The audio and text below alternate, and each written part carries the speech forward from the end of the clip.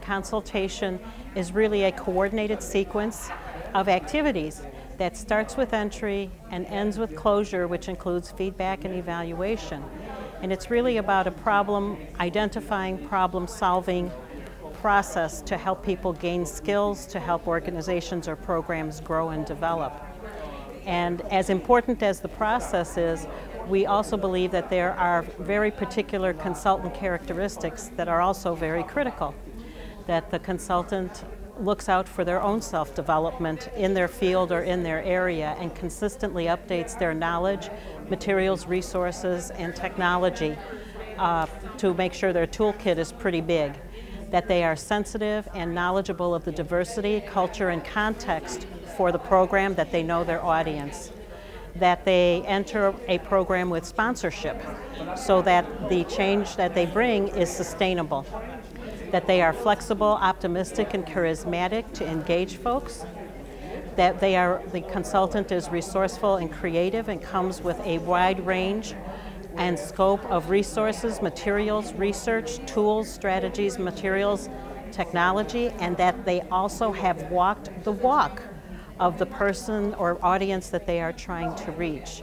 A consultant is also analytical, pulls in the data, analyzes it, reflects on it, articulates the problems, articulates the solution, and is diplomatic in asking the sponsor and the trainee the hard questions.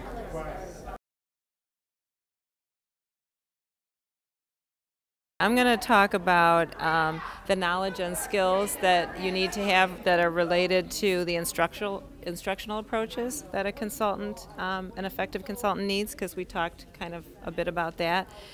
One of the things we talked about was it's helpful to have some sense of adult learning theory, how adults learn, so you have different strategies. Certainly an understanding of best practices. You have to know what's best in the field if you're going to be helping others get better. You have to know how to provide teacher support. You have to understand things like classroom setup and teaching strategies and relationships between adults and children. You have to be able to identify avenues of support so that there's always a way of connecting with the person you're consulting with and letting them know what's going well and what you appreciate and what you think is great about what they're already doing so that they'll be receptive. It can be helpful to do values clarification exercises or activities so that you get a sense of what's important to the staff and where they might differ in terms of what their own values are, so you can see where some of their own tensions might be coming from that you can work on. And then you also need to have a knowledge of child and family development, principles of staff development, and you have to know how to do goal setting with people.